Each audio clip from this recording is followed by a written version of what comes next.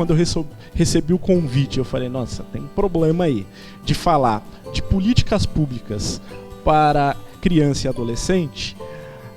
Nós estamos falando de um período muito curto. É um recorte muito...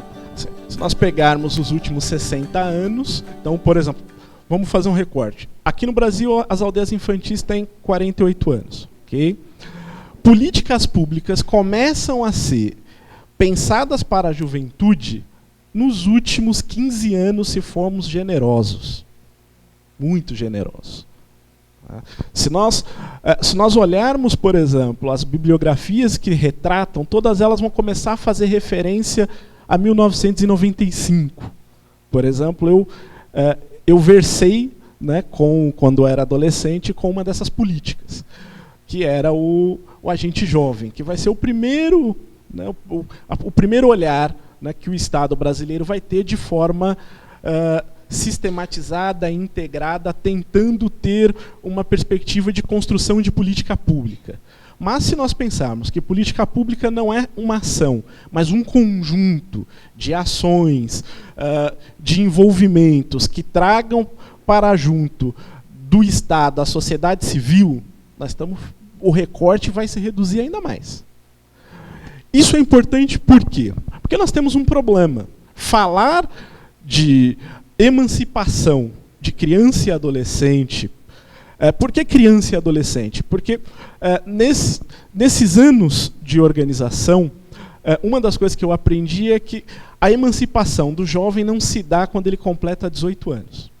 Eu acho que isso é uma coisa importante para todos nós termos como referência e como horizonte. Porque parece que quando ele chega ali com 17 anos, a gente começa a correr pensando que ele precisa de um plano de vida. Okay? Só que essa emancipação tem que se dar no momento que ele chega. Porque nós temos um pequeno fenômeno aí que nós não podemos esquecer. Diferente da maioria, quando vocês completam 18 anos, ganham 3 tapinhas nas costas e falam assim, opa, agora você virou adulto. O jovem, ele passa a ser pensado... Ele passa na pauta das políticas públicas quando as suas demandas passam a ser problema para o Estado.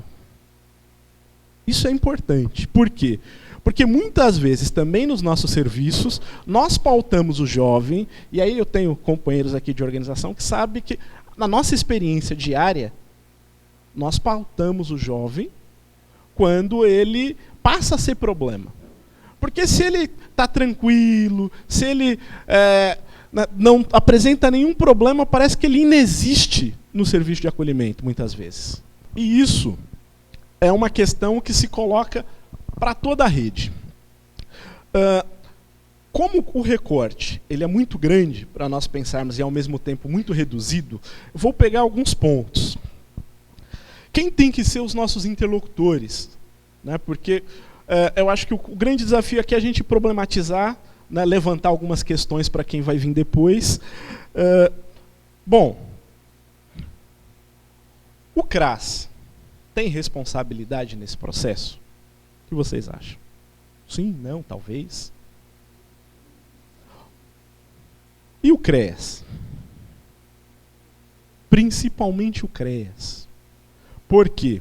Porque se nós olharmos lá na tipificação, olharmos no SUAS, olharmos como está pensado o sistema de assistência social no Brasil, diz que todos os adolescentes acolhidos, eles estão em medida de proteção.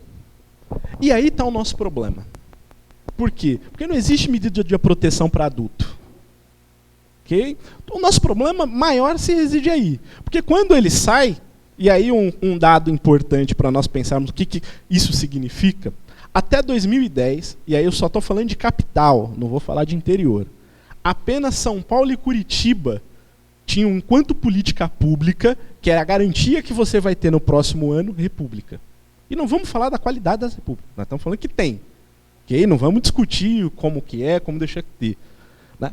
Ou seja, esse exemplo, né, que os meninos vão vir falar ali depois da República Autônoma, é o que é, ou vamos dizer assim, o que acontece de forma generalizada no país inteiro. Okay? Então, agora, sem acompanhamento, né? Sem apoio, sem... E aí, por quê? Porque nós estamos falando que existe um sistema de proteção aí, não tem? Só que nós não pensamos, por exemplo, de forma integrada nas políticas. E como é muito novo pensar política pública, né? Então, para a juventude, e aí um recorte. Se nós pegarmos a política de assistência social, é mais recente ainda entender o jovem enquanto usuário. Então, é um recorte que nós temos muito tênue para entender onde reside os nossos problemas. Porque às vezes nós buscamos referência, por exemplo, no CREAS, que deveria ser quem fosse dar esse apoio. Porque quando o menino entra, lembra quando eu falei, olha, a gente não tem que pensar o plano dele quando ele está para sair, a gente tem que pensar quando ele entra. O que nós vamos fazer desde o primeiro dia que ele está presente até o último dia. E pensar, já que a legislação assim nos coloca, né, os 6 meses posteriores. Okay? Só que nós temos uma pequena dificuldade. Porque nós também temos uma cultura no serviço de acolhimento só de apagar incêndio. Nós até elaboramos o PIA porque o juiz assim determina. Mas nós não pensamos o PIA como um instrumento de planejamento. Muitas vezes nós não conseguimos usar o PIA como um instrumento de olhar e falar o seguinte, chamar o jovem, a criança acolhida e falar assim, olha, vamos falar do seu futuro. Porque isso é o PIA. O PIA não é um instrumento de gaveta do assistente social porque o juiz está pressionando e enchendo o saco. Ele é um instrumento de planejamento. Só que nós temos uma grande dificuldade, porque nós todo dia temos um incêndio para apagar. E nós nos habituamos a isso.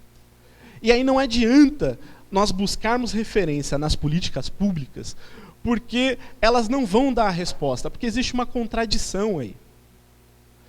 A contradição reside no quê?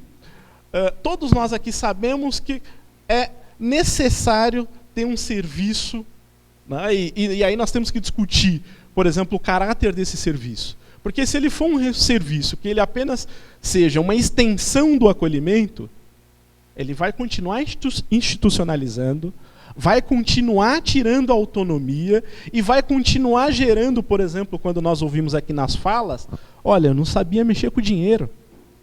Eu não tenho referência com o mundo externo. E aí ele vai ser só um prolongamento do serviço de acolhimento. Aí eu vou estar estendendo, em vez de sair aos 18, sair aos 21. Só que aí quando completa 21, eu dou os 3 tapinhas nas costas e falo, ó, valeu, muito obrigado, agora vocês são adultos. Então nós temos que pensar de forma proativa. Por que eu digo nós temos que pensar de forma proativa?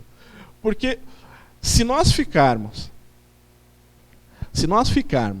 apenas esperando que o Estado dê uma resposta que ele não irá nos dar, o problema vai continuar.